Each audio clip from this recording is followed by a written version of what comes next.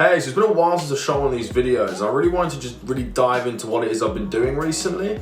And a couple of things that come to mind, people continually asking regarding co-sourcing, how it works, do I offer it, and how can you make money through deal sourcing in general. So the last 2 months, give or take, over the Christmas period and heading into January of 2020. Like anybody, going into a new year thinking, what am I going to do differently this year? What are my goals? What are some of my targets I want to hit? I had a good think about what it is I want to do and the kind of deals that we're doing at the moment. And many of you have been asking about how the pub's going. I just want to say, the pub's going fantastic and we've got a video coming out very, very soon. We've had some really good success with it. We've had some challenges we've had to overcome, but the deal is still going ahead and there is going to be a video out soon about how that pub is going. And the pub was kind of a starting point for us in terms of doing bigger deals.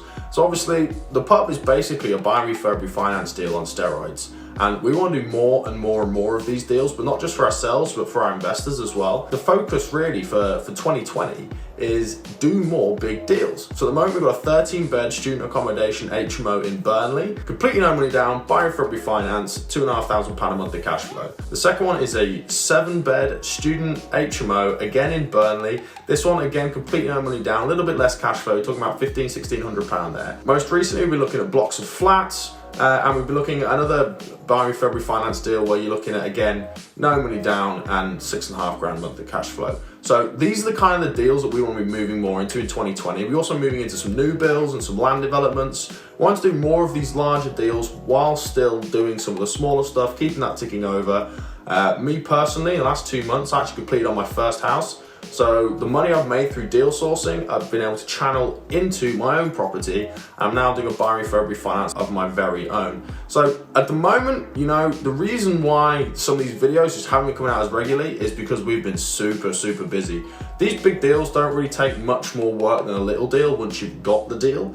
But the process of stacking it, getting it all ready, getting it set up, doing all your due diligence, everything has to be twice as right because there's so much more money on the line to lose. So you have to make sure that everything stacks up. You've got to answer a lot of questions you've never come across before. You're looking at much bigger refurbs, a couple of £100,000, if not more.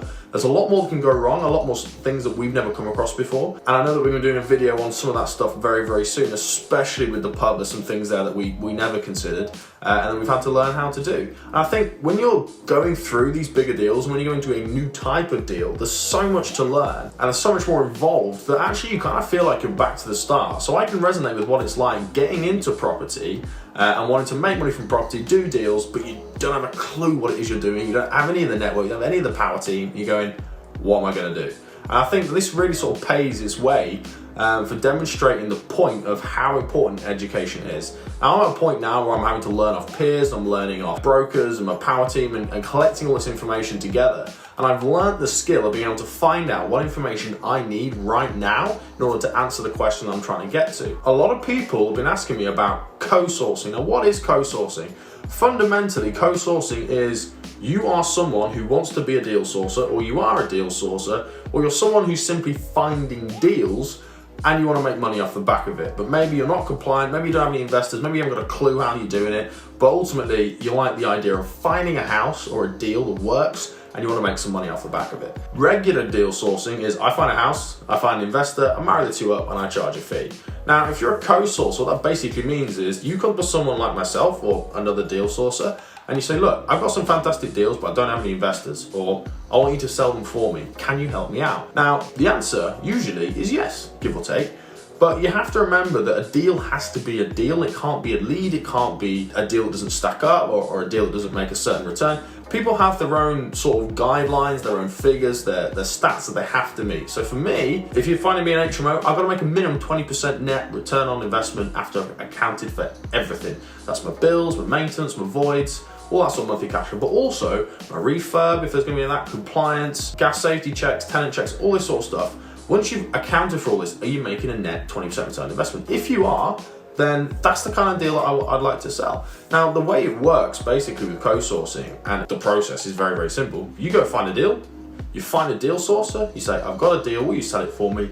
They look over the deal, if they're happy with it, and they say, yeah, I think we can sell that, then happy days. If they're like, I don't have enough information here, at the moment it doesn't look like a deal, it doesn't make the right return, then they're gonna ask you for some information, they're gonna ask you for a little bit more due diligence, they're gonna ask you to do this, I might just say, look, it's not for me. And that's okay, ultimately, not every deal sells for people. I'm in a very blessed position now where after a couple of years, I can send deals out and they all sell, but it wasn't always like that.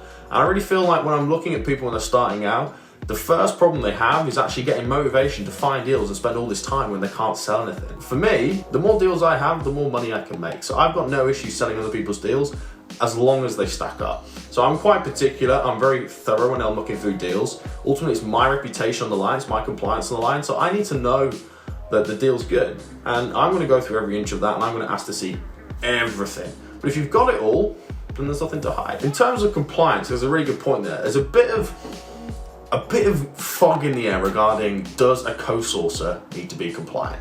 Now, the crux of it is sometimes. It really depends on how your relationship between the co-sourcer and the deal sourcer line up. If I said to a co-sourcer, okay, I've got this deal, I like it, go put the offer in, and then I'm gonna send you the ID docs and everything, and then you just take it from there. At that point, you are forming part of the buying chain, you've gotta be compliant. So when you're doing it, you need to make sure that actually, as the co-sourcer, you don't form any of that buying chain. You never speak to the investor. You only speak to the agent when you're first looking at the deal. There's nothing wrong when you're finding deals online and going to speak to agents. You don't need to be compliant to speak to an agent. You don't need to be compliant to send someone a Rightmove link. But you do need to be compliant if you're going to sell a deal. So somewhere in the middle, there's a line, and ultimately that is, do you form part of the buying chain? So if I'm passing any information through to the agent, then you can't have that. You've got to be compliant for that. But if you just pass me a deal and say, look, this is a good deal, you're great, what do you want to do now? I say, absolutely nothing. Just wait there, I'll take it from here, I'll let you know if this thing sells, and I'll let you know if you're doing fees from me, any money from me. But ultimately, if you're not forming part of the buying chain, you don't need to be compliant. Think of it this way. You go online, you find some houses, you're looking to move house, you're looking for a 3-bed terrace or something like that. You go and you find this house and think it's really, really good, but it's not quite right. But you happen to know your best mate is. So you say, hey man, I got a house here. I really like it. It's a good house. It's solid. It does need this and this doing to it. It's a really good house. I really think you should have a look at it. I think you're going to like it. If your mate then goes and buys that house, you're not a deal sourcer. You don't need to be compliant. You're not an estate agent. You haven't done nothing. What he said is, look, man, there's a house. Why don't you go check it out? You don't have to be compliant for everything these days. I think the world's gone a bit compliance mad. I recently wrote a book with Anthony and Hannah Mills called Making Property Compliance Easy. And I went into co-sourcing in that book because I was like, surely you don't have to be compliant. And I didn't know when I started. I had my feelings. I had my thoughts and my ideas and my opinions, but I didn't know. So I went through and I read the 1979 Estate Agency Act, the bit of actual legislation that we are bound to as estate agents, and said, right, what is it we need to do? Like, when am I a sourcer and when am I just someone sending a Rightmove link over? Where is that line? And I read through and I had my understanding, then I went and had it checked by solicitors.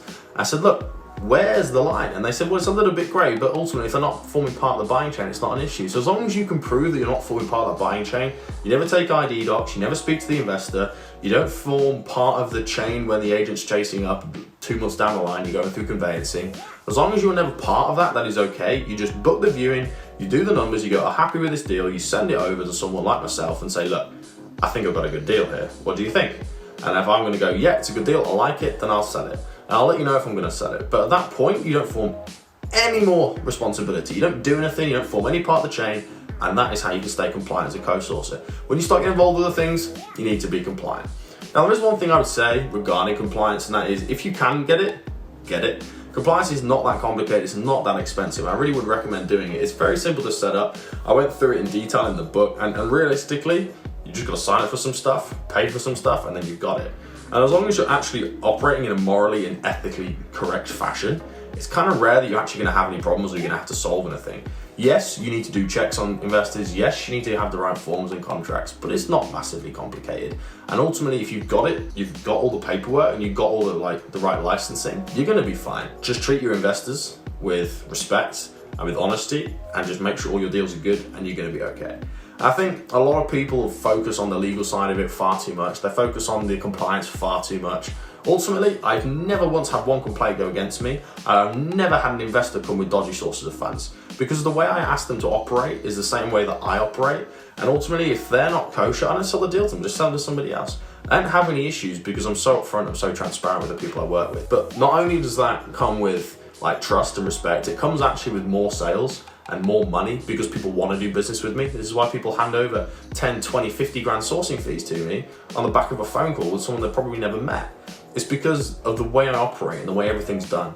And I think when you're bothered about the compliance, you're going to be bothered about that, not bothered about providing the best service to your investors. And ultimately, that is the crux of getting this business to work well, is just being the best. It's not about how good your deals are or what your fees are or anything like that. It's about how you treat people.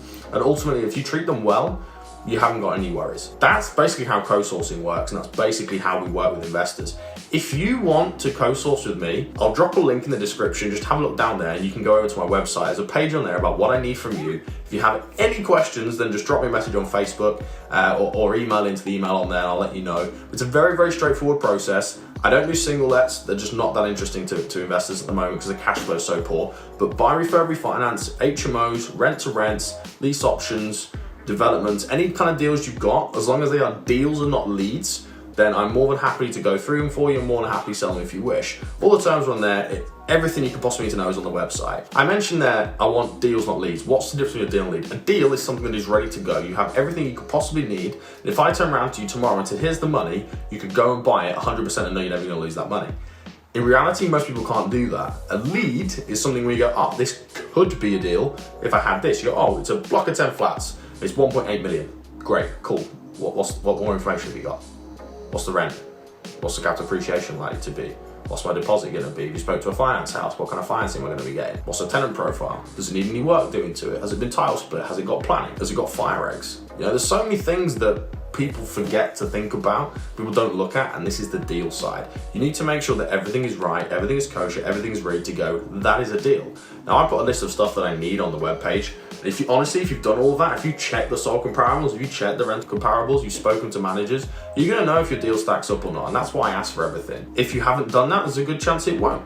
But either way, I need to have that information before it can ever go out. So when you're looking at stacking a deal and when you're looking at getting it ready, you know, make sure you put all your due diligence together and then send it over to me and I'll let you know what my thoughts are. So if you want to co-source with me, click the link below, go over to the website, have a look, get some information together and send me your deals. I cannot wait to review them. So that's a bit about co-sourcing and that's a bit of what I've been up to for the last 2 months. What have you guys been doing over the year? What's your new goals and your new sort of aims and strategies for this year? What is it you want to be achieving? If you've got any suggestions of videos you want me to do, drop a comment down below. I'd love to go through and answer them for you. If this video has been useful, please hit the like button, please subscribe for more videos. Take care, have a great week.